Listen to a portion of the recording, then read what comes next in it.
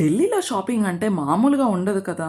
ఒక షాప్ నుంచి ఇంకో షాప్కి తిరుగుతూ నచ్చినవి వెతుకుతూ ధరలు చూసుకుంటూ తెలియకుండానే చాలా టైం అయితే గడిచిపోతుంది. షాపింగ్ అంతా పూర్తయ్యేసరికి అందరికీ కడుపులో ఆకలి అయితే మొదలైపోయింది. ఆ జనాలలో ఆ ట్రాఫిక్ నిజం చెప్పాలంటే చాలా అలసటగా కూడా అనిపించేసింది.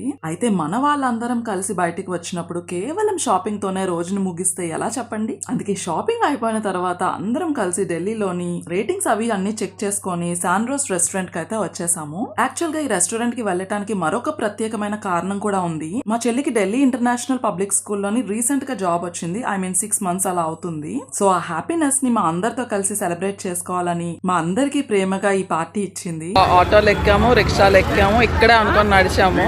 తీరా చూస్తే ఎన్ని కిలోమీటర్లు?